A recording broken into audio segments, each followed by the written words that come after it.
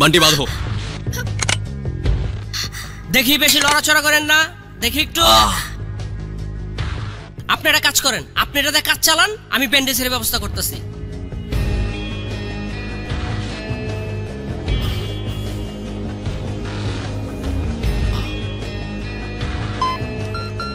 আপনার ডায়ালকৃত নাম্বারে সংযোগ প্রদান। আপনার ডায়ালকৃত নাম্বারে সংযোগ প্রদান। এই মে, এই কে তুমি? তুমি কে? সমস্যা কি তোমার? কেন এতগুলো লোক তোমাকে মারতে চায়? কেন? এই আমার দিকে তাকাও, আমার দিকে তাকাও। হাত থেকে রক্ত ঝরছে, ঝরুক।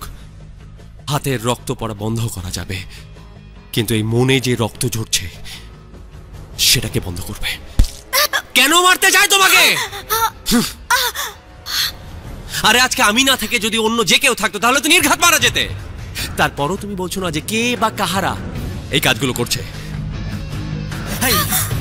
তোমার সঙ্গে আমিও মারা পড়তাম, আমি মারা পড়তাম আজকে তোমার সঙ্গে, শুধু আরেকজনের হাতে তুলে দেব বলে আমানতের মতো বিশ্বাস করে রেখেছিলাম। অবশ্য হ্যাঁ, বিশ্বাস আমানত এগুলো তো তোমার মধ্যে থাকার কথা না, তাই না? বস, চেতাচেতের কিছু নাই। এই আপা জীবনও কইব না ঘটনা কি। বস, ঘটনা যাই হোক, আপনি আমি এটার ভিতরে লক খেয়ে গেছি। যে পাবলিক তারে মারতে চায় ওরা তো বছরে মারবই, লগে আমি আপনি ডেট। এই আপা না কইলে এই ঘটনা কেমন হয়েছে বস কিছুই জানতে পারম না। আছে, অবশ্যই আছে। ও না বলুক, কিন্তু যারা ওকে মারতে চায় ওরাই বলবে আসল ঘটনাটা কি।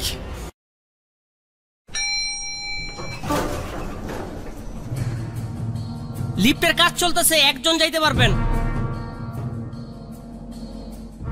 এই তোমরা সবাই সিঁড়িতে আসো।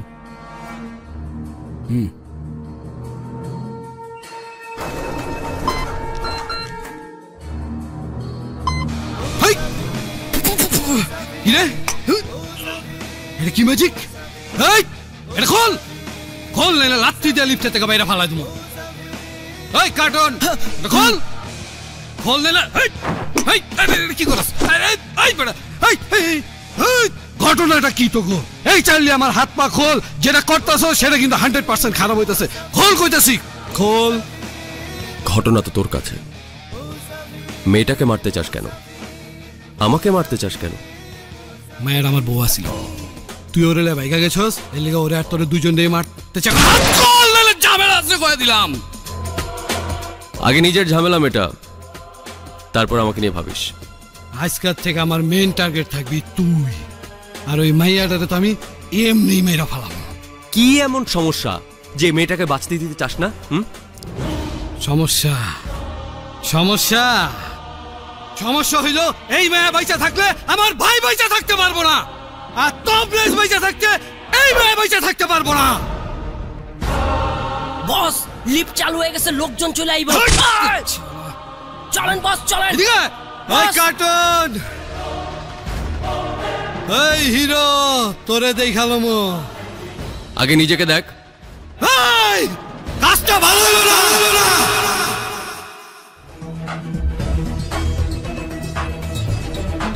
বান্টি, ঘটনা যা ঘটার ঘটেছে, ঢাকা ছাড়ার ব্যবস্থা করো, গাড়ি ম্যানেজ করো। বস, আপনি কোনো টেনশন করেন না, আমি ব্যবস্থা করতেছি।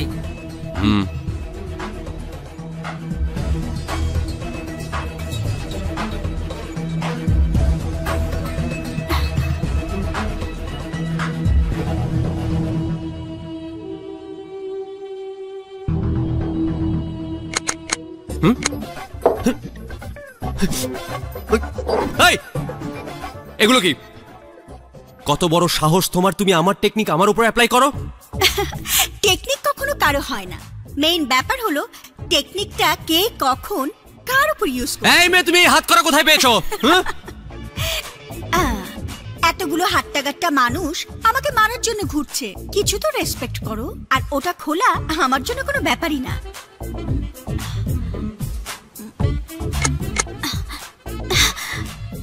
ওকে, অলরাইট, তাহলে যাও, ওয়েট করছো কেন? খুঁজে টিকে বের করবে ওরা তোমাকে। চলে যাবার জন্য তো হ্যান্ডকাফ খুলিনি, চলে গেলে তো অনেক আগেই চলে যেতে পারতাম। কি চাও তাহলে? আপাতত তোমার হাতের ব্লিডিং বন্ধ করতে চাই। এই মোহাম্মত নিজের কাছে রাখো, লাগবে না। কিছুক্ষণ পরে না হলে অজ্ঞান হয়ে যাবে। Yeah right, whatever. তাহলে তুমি কি চাও? আসল ঘটনাটা জানতে চাই। হাতের ক্ষতটা ঠিক করতে দাও, তাহলে বলবো। No, never.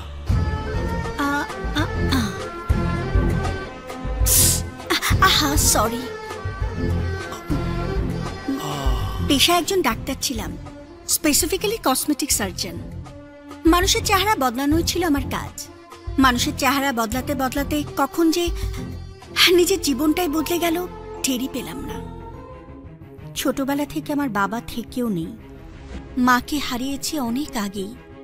তারপর খালাদের কাছেই মানুষ। এরপর আর কিছু না হোক, অ্যাডভেঞ্চারের দিকে নেশা ছিল সব সময়। তাই তো ডাক্তার সিদ্দিক নামক এক ভদ্রলোক যখন আমাকে সিক্রেট অপারেশনে কাজ করার অফার দিল, না করতে পারিনি। কাজটা শুধু অ্যাডভেঞ্চার না, টাকার অঙ্কটাও বড় ছিল। আর আমি ঢাকায় চাকরি শুরু করি। প্রথম অ্যাসাইনমেন্ট ছিল এক কুখ্যাত খুনের অপরাধী রাজ চৌধুরী ওরফে রাজের প্লাস্টিক সার্জারি। আমার উপর নির্দেশ ছিল পুরো অ্যাসাইনমেন্টের ডাটা ও এভিডেন্স কালেক্ট করা। কিন্তু অপারেশন শেষ হওয়ার পর আমাকে একদিন বলল সে এবং আমি নাকি এক ভয়ঙ্কর প্রতারণার জালে ফেসে গেছি। এজেন্সির ভেতর কেউ একজন দেশের সাথে বিরাট প্রতারণা করছে। আমরা সিদ্ধান্ত নিই যে কোনো মূল্যে এই অপারেশনের তথ্য নিয়ে দেশ ছেড়ে পালাতে। ডাক্তার সিদ্দিক তার জীবন কোরবানি করে আমাকে পালানোর সুযোগ করে দেয়। আর আমি পালিয়ে আসি ভয়ঙ্কর এক ষড়যন্ত্রের তথ্য প্রমাণ নিয়ে। আমার কাছে থাকা তথ্য প্রমাণ ছাড়া কোনোভাবেই প্রমাণ করা সম্ভব না রাজ প্লাস্টিক সার্জারি করে চেহারা বদলে ফেলা এক ভয়ঙ্কর জেল পালানো খুনি। রাজের ভাই তবরেজ সর্বশক্তি নিয়ে আমাকে খুঁজছে, আর সিক্রেট সার্ভিস চাচ্ছে আমার কাছে থাকা তথ্য। এজেন্সির ভিতরে কে দেশদ্রোহী এটা না জানা পর্যন্ত আমি এজেন্সির কাছে ধরা দিতে রাজি নই।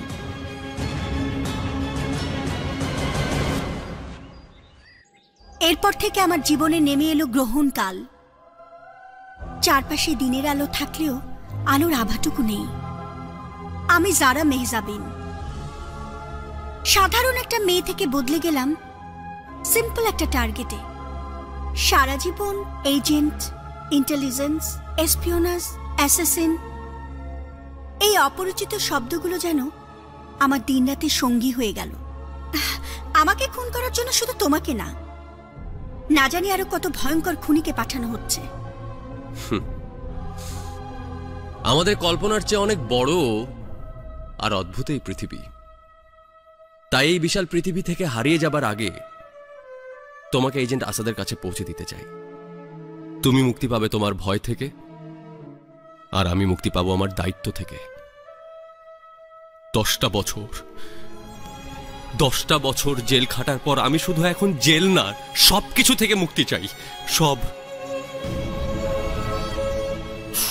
তুমি কি আসলেই কখনো মুক্তি পাবে? বুক পকেটে যার ছবি নিয়ে ঘুরছো সে কি কখনো তোমাকে মুক্তি দেবে? ছবির কথা তুমি কি করে জানলে? আমার চোখকে ট্রেনিং দেওয়া হয়েছে তুমি কি ভাবছো, কাকে দেখছো এ ভাষা বোঝার জন্য। বুক পকেটের মানুষটা যদি কাছে থাকতো তাহলে তুমি তার কাছেই থাকতে, এখানে থাকতে না। আমি কার কাছে যাব আর না যাব সেটা পুরোপুরি আমার বিষয়, আর কারণ না। তুমি প্লিজ রেডি হয়ে নাও, আমি তোমাকে এজেন্ট আসাদের কাছে পৌঁছে দিচ্ছি। আচ্ছা, আমাদের দুজনের চিন্তা একসাথে করে ফেললে কেমন হয়? মানে? আসাদের কাছে আমার চাইতে আমার কাছে থাকা ইনফরমেশনগুলো অনেক বেশি জরুরি। আসাদকে যদি আমার ইনফরমেশনগুলো দেই তাহলে সে আমাকে বর্ডার পার করে আসাম যাওয়ার ব্যবস্থা করে দেবে। আসামে আমার একটা সেফ হাউস আছে, আসাম থেকে কলকাতা হয়ে প্যারিস। তারপর তুমি, আমি, আসাদ কেউ কাউকে খুঁজে পাবো না, কখনোই না। আর আমার হয়ে আসাদের সাথে তুমি ডিলটাও করবে। তোমার কাজ আমাকে শুধু তামা বিল বর্ডার পর্যন্ত পৌঁছে দেয়া, কারণ পথে আমাদের তবরেজ আটকাবে না সেটা আমি বিশ্বাস করি না। আর যখনই তুমি কাজটা করতে রাজি হবে তখনই আসবে লাভের কথা। তোমার এই কাজে লোকসান কি হবে সেটা বুঝেছি, কিন্তু লাভ কি হবে সেটাও তো জানা দরকার নাকি? আমি যদি তোমাকে মারিয়ার কাছে নিয়ে যেতে পারি তাহলে তুমি কাজটা করবে? মারিয়া বেঁচে আছে? জানি মনে হাজারো প্রশ্ন আসবে, উত্তর আমি যেতে যেতে দিব, যদি তুমি রাজি হও। মুসাফিরের এই জীবনের সব প্রশ্নের উত্তর না জানলেও চলবে, শুধু একটা প্রশ্নের জবাব আমি নেবই, মারিয়ার কাছ থেকে। কাল তাহলে আপনার রওনা হচ্ছে।